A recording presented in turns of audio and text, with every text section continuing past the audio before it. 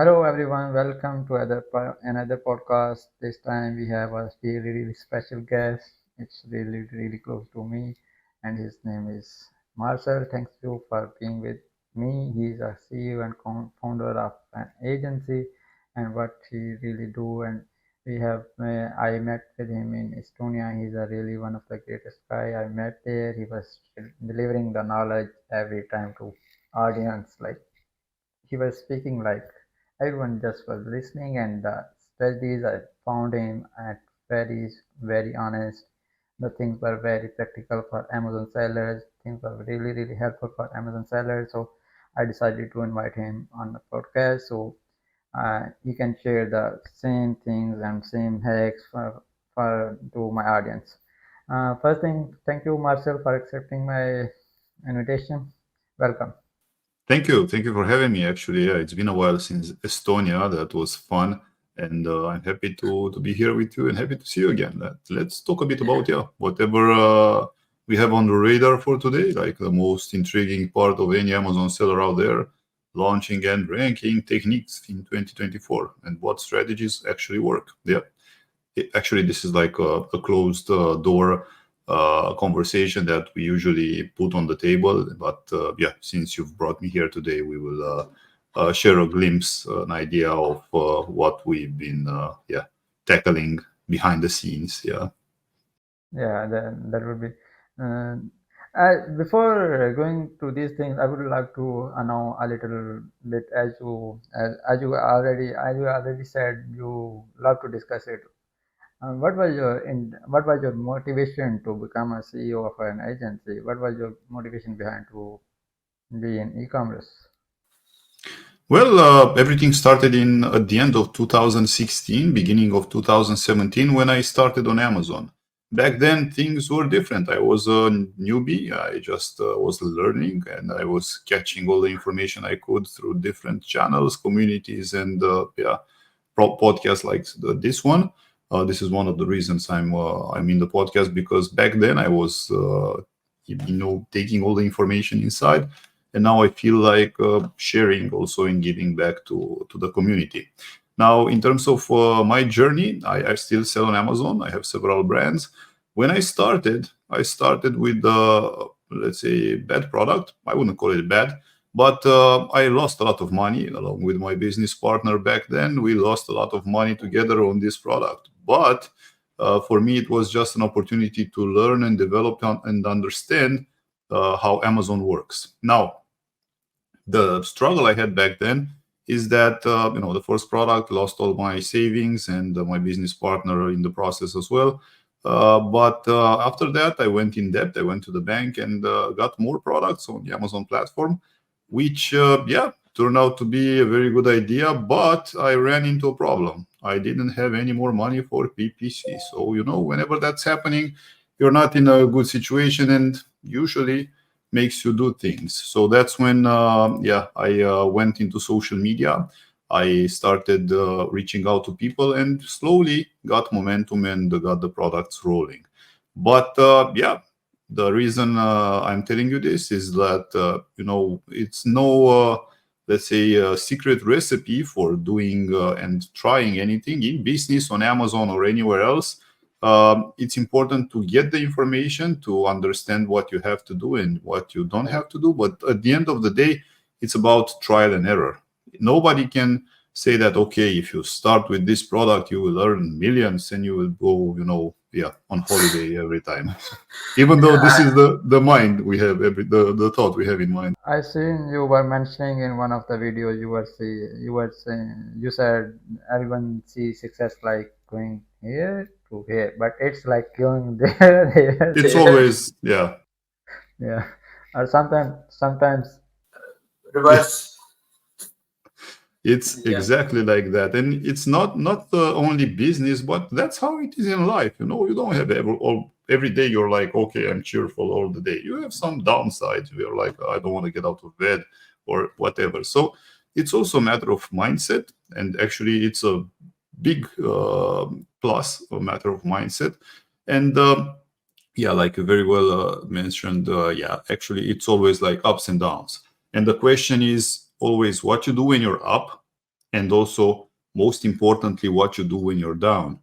Because when you're down, if you quit, there aren't any businesses that don't work. Is that it's as simple as people no longer desiring to fight to get back up. It's as simple as that. So, you can say, okay, Amazon is a bad business. It's not a bad business. You just decided for yourself that you do not want to, learn, to adapt, to improve, to test, to fight with Amazon and just get things rolling. It's as simple as that from the mindset perspective. But yeah, here we are today. Yeah, it's been a journey. Back to your question, in 2019, we were helping our friends with my current business partner Larissa. We were helping people were coming to us from the Romanian Amazon community and saying, "Hey, can you help me with that?" And yeah, we were, of course, yeah. And slowly we were thinking that, hey, since we are always already doing this, why not start an agency in the background? Because yeah, things are always intriguing when you get something rolling. But if you're good at something, why not share the word and get people? How much community do you have there? How many sellers do you arrange get together, or is there any conferences do you guys do there? Or those are not listed on the social media? What things are there actually? We don't really know. Like I'm sitting like right now in Portugal, and how we can take the benefits, like sitting with those communities. So, for example, in Romania, we had a community that was really big, 3,000 people back in the days. But unfortunately, that community somehow dissolved. Now, that's because the person that was maintaining the community, decided to move to other businesses, and slowly people, were going left and right. Now, the community was structured on a course that was teaching you how to sell on Amazon, basic all the steps, and yeah. And back then the person, Alex Huditan, was really into it and developing and bringing in speakers and increasing the knowledge of the people there. And things were going in the right direction. But right now people are just scattered, let's say, throughout different communities. But we have a project. It's called Amazing Days. We are hosting a conference once per year in Bulgaria, in the neighbor country. It will be next year in April. So yeah, we will definitely shout out on social media about it.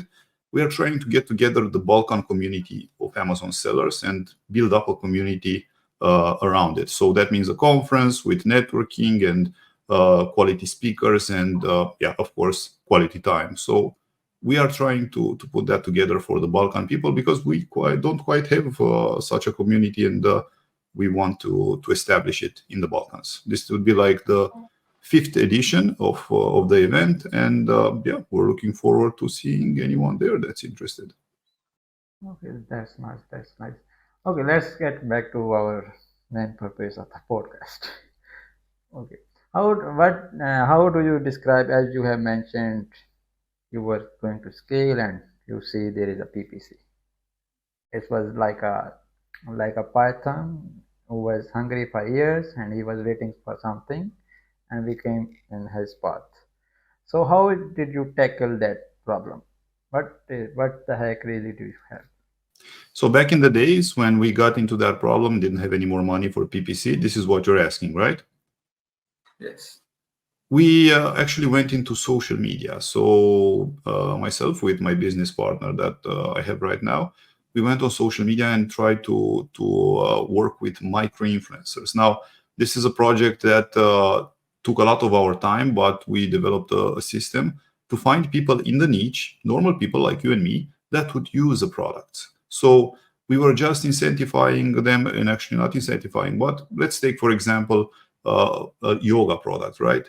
If we have a yoga mat for sale, we are looking for people that are practicing yoga, and we were going and messaging them on social media, specifically on Instagram, and asking them to help us with some content and with a post on their channel, and in return we would give them a free product. So we were actually targeting our end customer. in this particular example, we are targeting the yoga practitioners. So imagine you're a yoga practitioner and someone says, hey, would you mind posting about our product on your Instagram in front of your community, and we'll just give you a product for free. And of course, yeah, we were targeting micro influencers, so people with a following of up to 30,000 followers. So that was somewhere between 10,000 and 30,000 was the sweet spot. But yeah, we were trying to get the word out, and since people were already using our products, for example, and in different niches that we were selling, they were eager to just get a free product and talk about it in front of their community. That raised brand awareness. We got back on our feet slowly, and yeah, it was a process back then that really worked. If we translate what happened then to our days, this would mean what? Would mean, first of all, user-generated content. It would mean also exposure on social media, so branding. Also creating a database, and this is part of the branding process. And I'm a huge fan of branding. Whenever I'm looking at the brand, I want to see the story and the whatever's happening behind it. Now, if we're sticking to the yoga example, if you're a yoga brand, then you should identify yourself as a yoga brand and have yoga products, not just a yoga mat, but also a yoga ball, also some yoga shoes, whatever you can sell in that niche, so that people, when they see your brand, they associate it directly with the yoga niche. Now, it's important to build up loyalty and to build up a loyalty program and ambassador program, because this is a very important topic. A lot of Amazon sellers are just struggling to get that one sale through PPC organically, however they can. And after they get that one sale, what happens? They chase the next one. But the lifetime value of a customer is very important if you're looking from the marketing perspective. So getting a sale from a person, so you get a person that's actually investing and buying your product, why not target and retarget that person, maybe to purchase it again if it's a consumable product, or provide with other products in the niche if it's a niche product. And yeah, so this way you are targeting your customers, you're getting closer to them. And yes, I know Amazon is not giving us access to their customers, but through TOS compliant ways, you can dip into that and get people to offer them some help, offer them some quality content, and get them outside of Amazon, so you can later communicate with them via email, social media, whatever. Now, of course, we just shifted from our discussion to point number 8. Branding. Yeah. The customer loyalty is somewhere in the future. Now, let's shift back the focus on the first steps, because it's very important to know how to actually launch a product and rank it accordingly. Yes. Now, when it comes to launching, the main discussion of the yeah, the main discussion of the okay. I love to talk about things, so yeah, I can correct me if sometime I just go in a direction that's not on topic, but yeah, nevertheless, I try to help out as much as possible with good information. Now, going back to the starting point, everyone is launching new products, and if you're not launching a new product, you should rethink it, because new products are here to be tested, and you want to grow your brand. The brand that's not launching new products is a brand that's slowly probably going down.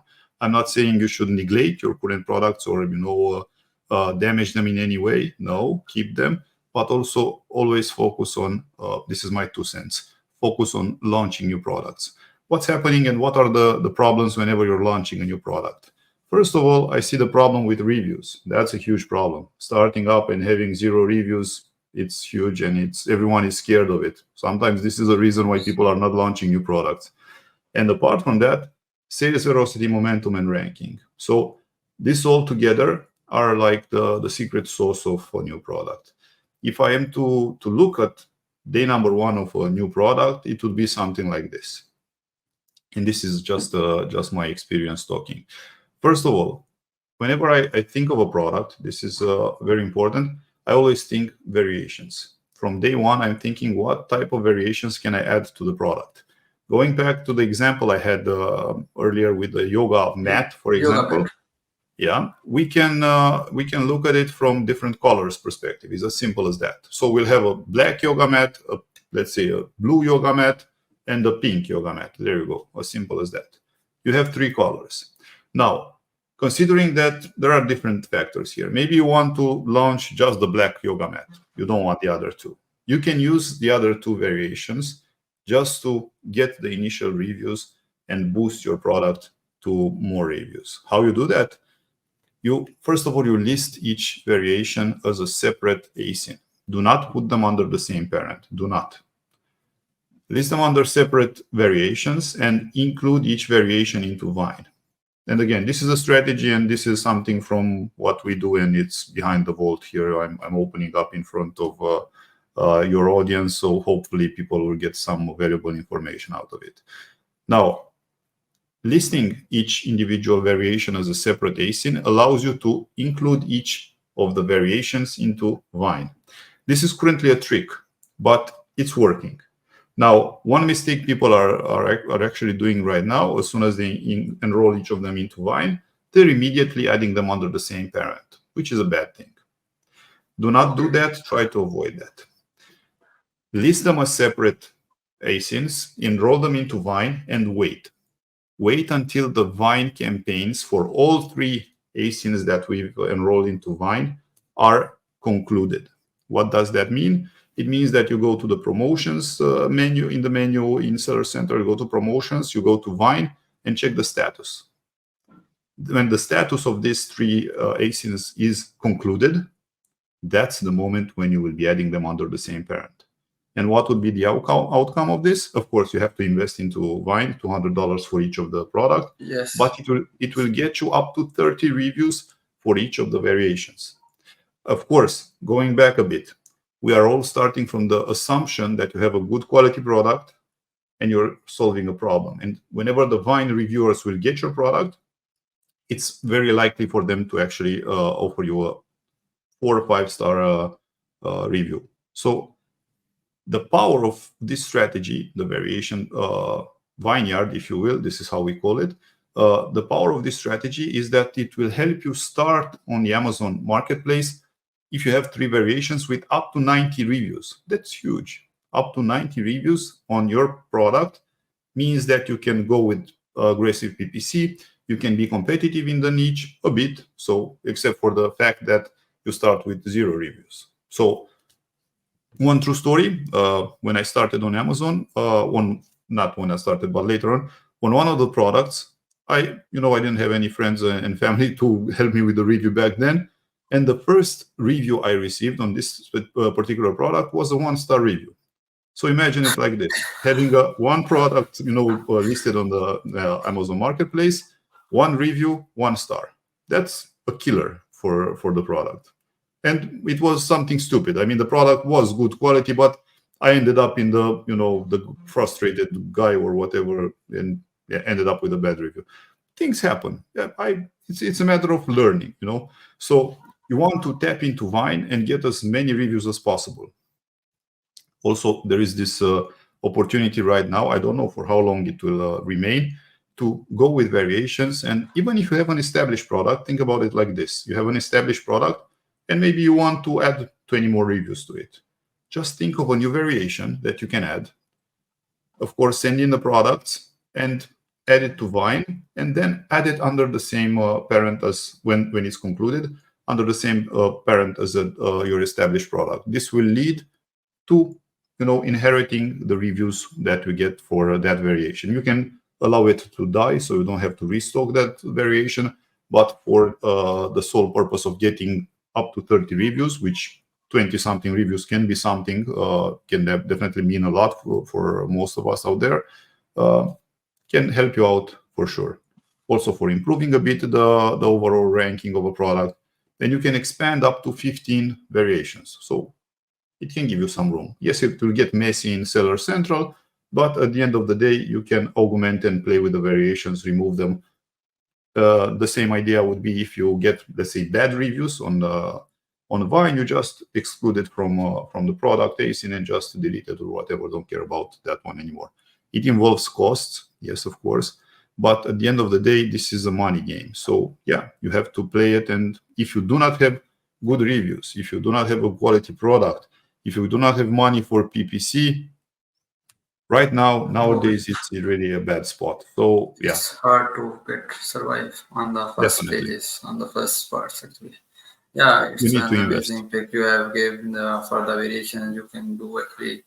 Don't Yeah, do just parent, just go with directly and then after getting them enrolled and after when they are enrolled you can put them in to a main list. That was one of the best. Frankly speaking, I wasn't aware. I was not aware about this. So okay, that yeah. is amazing. And I have one more idea here to share with the audience. You also have what it's called the Phantom Protocol, which means that you're launching a new product. This is again with variations. So you will have, let's say you're making 500 units, right? Out of those 500 units, you just send 50, 60 units. Let's take 50 for example purposes. Send 50 units by air on Amazon and list them under an ASIN.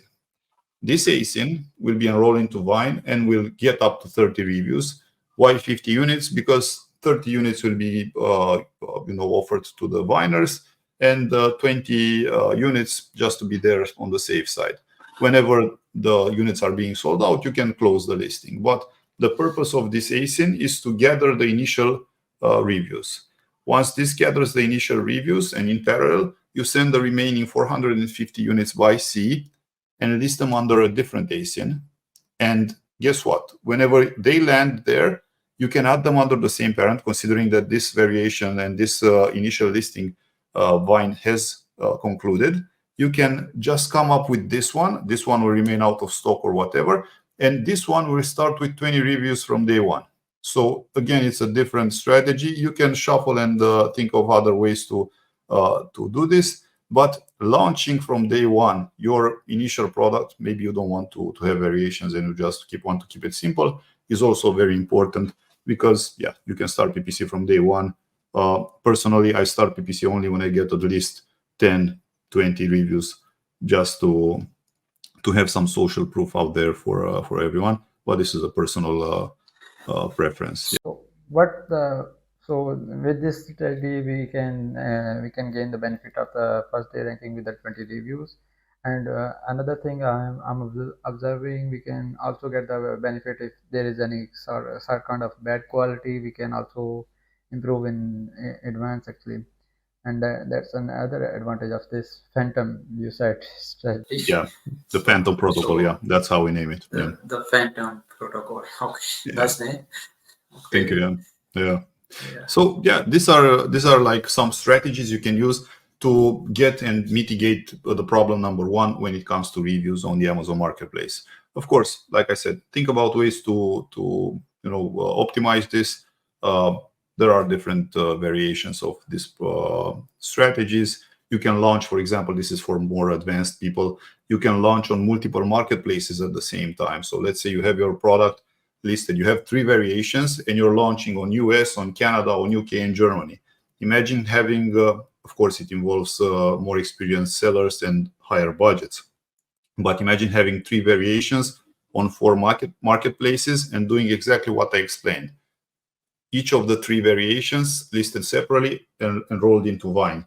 Enroll them on 4 marketplaces, and guess what? The global review will be inherited from all of them later on. So this means that you get 90 times 4 total reviews for this product when you add them under the same parent. So it's a matter of imagination, if you will, and testing. But right now this is working, and I definitely encourage people to take advantage of it, because it's a very good way to start and to get more reviews, more than up to 30, and get up to 90, up to 120, whatever you need.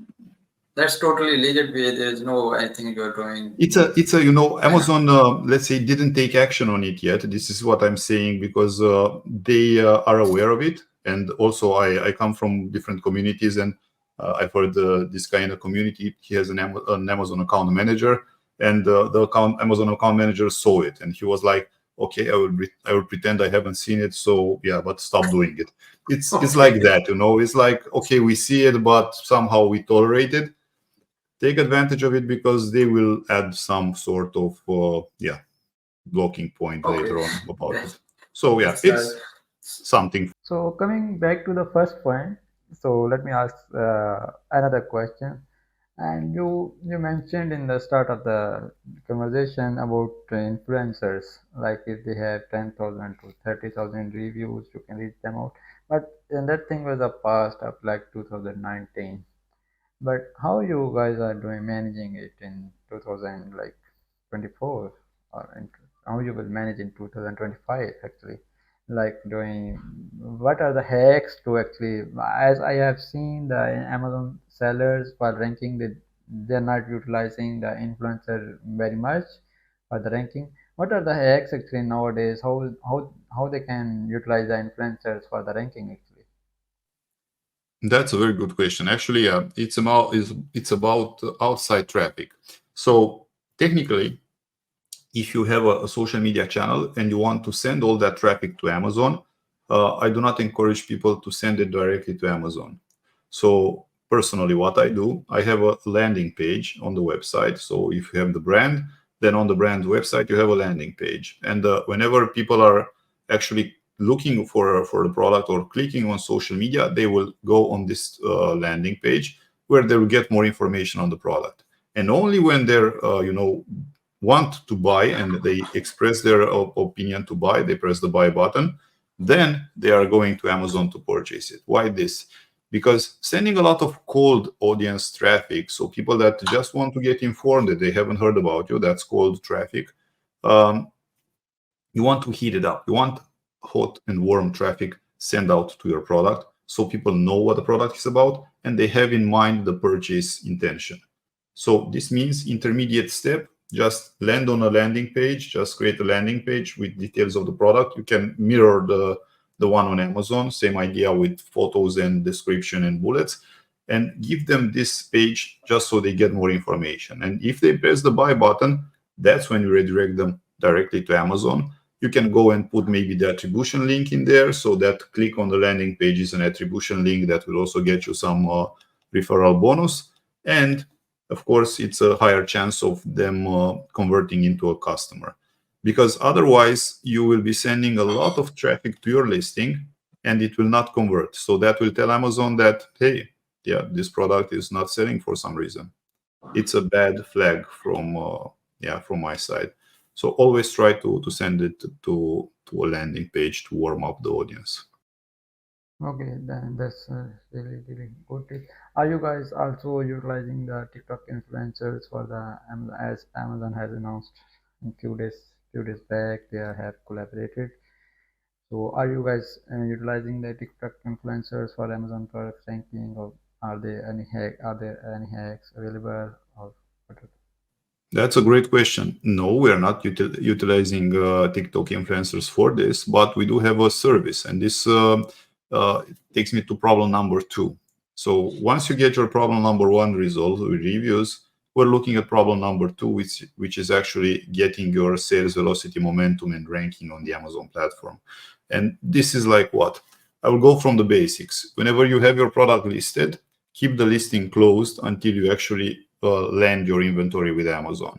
When you open your listing and it's available for purchase for customers, make sure that you look at it from a perspective that, and this is a saying I have, no day without sales. Try to think how you can sell every day. You need to sell, because this is the most powerful signal that you can send Amazon. Of course, Amazon has a complex algorithm and it's gathering data. I'm technical.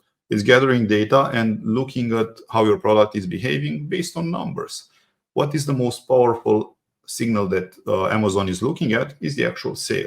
Apart from that, yes, it's looking to add to carts, add to wish list, maybe shares on social media or whatever. So these are all good signals. Also calculating the time spent on each listing buy. So it's getting a lot of data. But at the end of the day, the sale is the most important one. Why? Because this is a money game. Amazon is in it for the money. Amazon wants happy customers. And yes, somewhere in the chain of important people, it's also the Amazon seller, which needs to sell us. So, Amazon is always focused on getting the money, on having a happy customer, and Amazon sellers. Yeah, okay, I'm okay with you guys too as well. But nevertheless, we want to sell.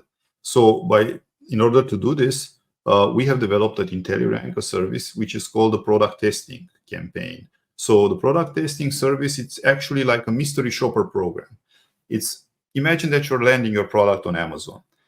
We can get a campaign rolling and get people to test your product and provide you with feedback in terms of a survey.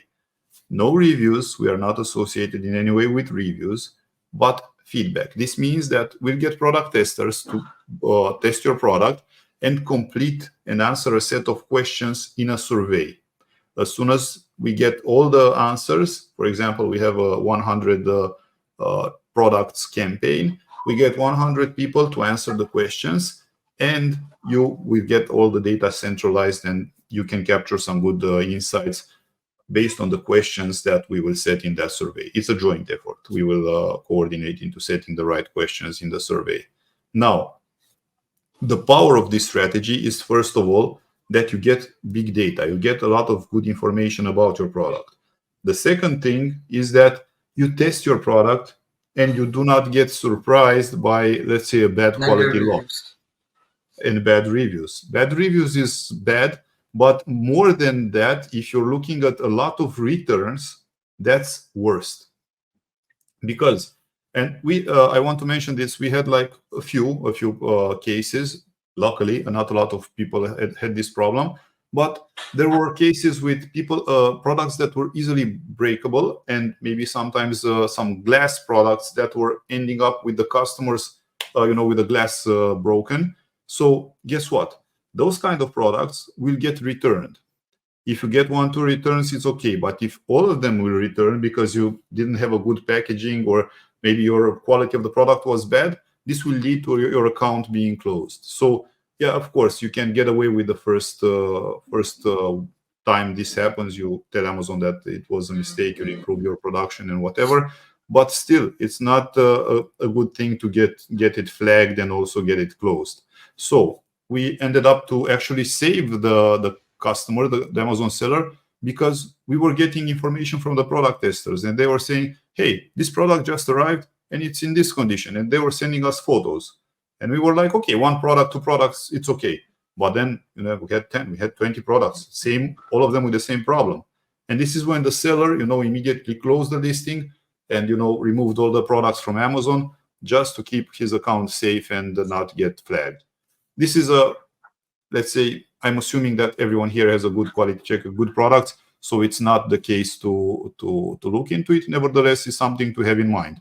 But more than that, you want to send Amazon good signals, and you want Amazon to understand that your product is desired. Imagine it and put it into a mental picture. You get, 0 sales, like at the beginning, right? You have day 1, 0 sales, day 2, 0 sales, day 3, let's say you get 1 sale, yay, you're happy. Day 4, 0 sales.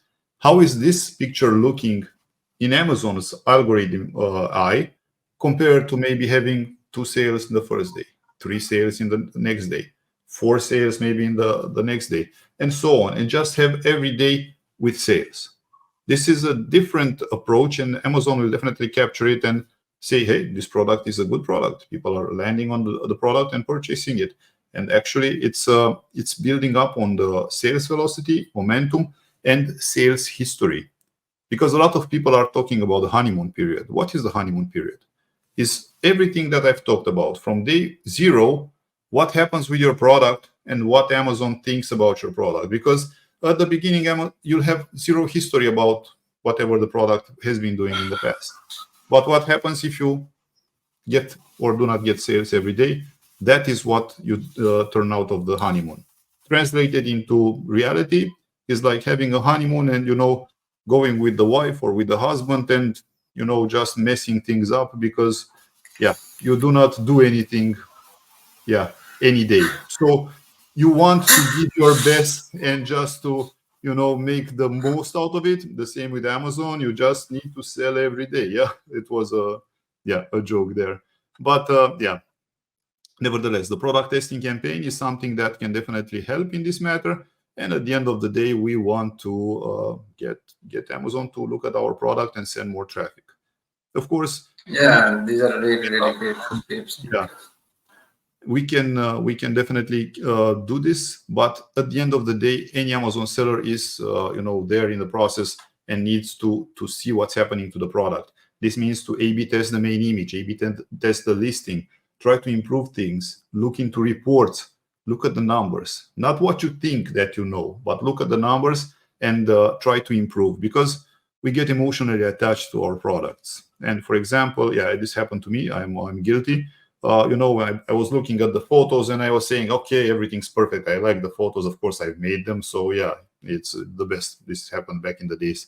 And I never looked at the actual numbers to see how many people are actually clicking on the main image, to see this is the hook. So whenever they click on the main image, they land on the listing. So once they land on the listing, how many of those people are actually turning into an actual client? How many sales are you getting? All of this, it's very important to look into and optimize. It's a continual process. It's not like hit and run. It's not like that. But it's always something to do. But these are something really great tips, and I'm assuming there are too much things you can add the values and the ranking, as you are doing it since years and years, and you are really experiencing that. But I think that was perfect for that short kind of podcast we are discussing it. So we have already provided the too much value. If something is more interested, he can reach out to Marcel. He's the guy. He can solve your problem in ranking, or you can follow him by in his other podcasts. You can also take his consultancy calls, or whatever you're interested to, if you are struggling with. So that's it. Thank you, Marcel, for all of the. Thank you for the invitation. Thank you for having me. And if anyone wants to reach out, the website is IntelliRANK.info. So feel free to reach out to us. We're available and we can at least have a talk. Thank you, Shahid. I will mention it. All right. Thank you.